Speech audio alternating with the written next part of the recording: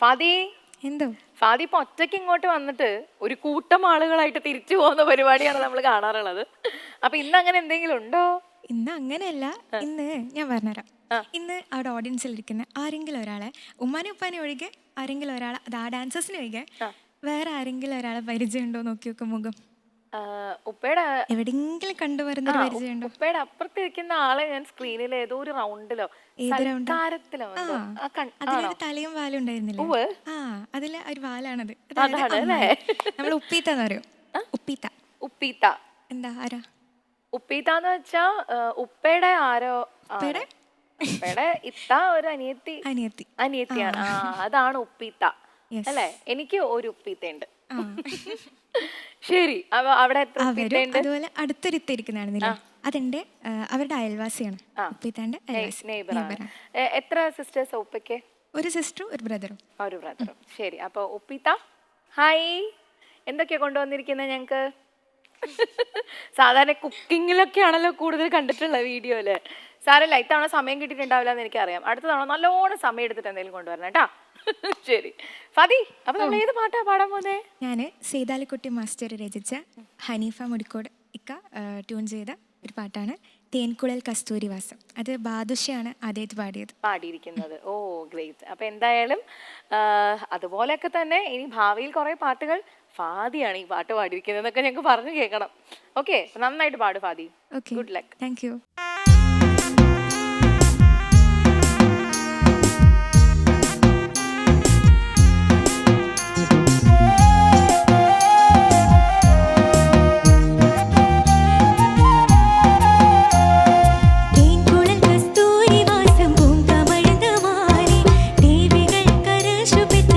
Fatima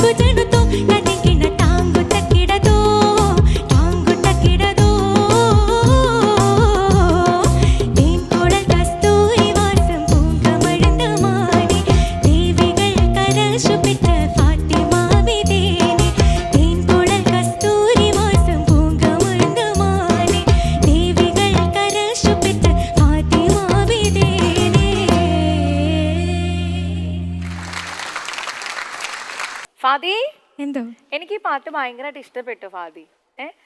പാട്ടിന്റെ technical കാര്യങ്ങളൊന്നും ഞാനല്ലേ പാടി നമുക്കറിയില്ല. എന്താ ചെയ്യാ ഞാനല്ലേ പാടി എന്റെ പൊന്നോ. ജഡ്ജസ് കമോൺ, ഇതും കൂടെ ചേർത്ത് കമന്റ്സ് പ്ലീസ്. ഷബ്നം. അല്ല, ഞാൻ ആലോചിക്കായിരുന്നു കോൺഫിഡൻസ് ലെവലിന്റെ ഒരു ഉന്മാദാവസ്ഥ എന്നൊക്കെ പറയുന്നത് അല്ലേ? അതെ, ഒരു എക്സ്റ്റസി ഓഫ് കോൺഫിഡൻസ് ആണ് ഇത്. ഞാനല്ലേ പാടി എന്നൊക്കെ പറയുന്നത് അല്ലേ? വെറുതെ അറിയാതെ ചുമ്മാക്കിയതാ പറഞ്ഞു വെറുതെ പോയതാ. പക്ഷെ അടിപൊളിയാട്ടോ, സൂപ്പർ. അത് നിന്റെ ഒരു സ്റ്റൈലാണ് ആ ഒരു പാട്ട്. ഞാൻ എപ്പോഴും വിചാരിക്കും ഫാദിയാടേതായിട്ട് ഈ പാടുമ്പോൾ ഉള്ള ഒരു സ്റ്റെപ്പ് ഉണ്ടേ ഈ ഫ്രണ്ടിലോട്ട്, ശ്രദ്ധിച്ചിട്ടുണ്ടോ റിമി? അത് പിന്നെ അല്ലേ? ആ, ഇങ്ങനെ ഇങ്ങനെ ഇങ്ങനെ ഇങ്ങനെ ഇങ്ങനെ അത് ഞാൻ അങ്ങനെ വേറെ ആർക്കും കണ്ടിട്ടില്ല. സാധാരണ നമ്മൾ അല്ലാതൊക്കെ കണ്ടിട്ടുണ്ട്. നിന്റെ മാത്രം സിഗ്നേച്ചറാണ് കേട്ടോ അത്. Thank you. പൊരുളൈ എന്ന് പറയുന്ന സ്ഥലത്ത് അനുചരണത്തിലും ചരണത്തിലും അനുപല്ലവിയിലും ഒക്കെ അതേ സെയിം സ്ഥലത്ത് അടിപൊളി ഒരു സംഗതി പാടിയിട്ടുണ്ട് കേട്ടോ. Thank you. മനസ്സിലായി കാണും അല്ലേ? വണ്ടർഫുൾ, ഭയങ്കരമായിട്ട് ഇഷ്ടപ്പെട്ടു മോളെ. എപ്പോഴത്തെയും പോലെ തന്നെ നിന്റെ ആ ഒരു സ്റ്റൈലിലുള്ള ഒരു പാട്ട് നന്നായിട്ട് തന്നെ പാടി. Thank you. Thank you Shabnam. Shabnam actually ആ ഒരു പൊസിഷൻ ഇങ്ങനെ പറഞ്ഞപ്പോ ഞാൻ ഇവിടെ എന്താണ് ഇതിന്റെ ക്ലൈമാക്സ് എന്താ തോന്നിയില്ലേ? കറക്റ്റ്, ആ മോഡുലേഷൻ വൈസ് ഞങ്ങളൊന്ന് ഞെട്ടി സത്യം പറയാൻ. അതെ, ഓക്കെ. അൻവർക്കാ.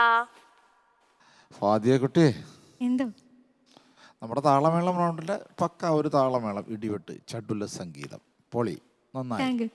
പിന്നെ ഇതിലെ താങ്ക് താങ്ക് തക്കിട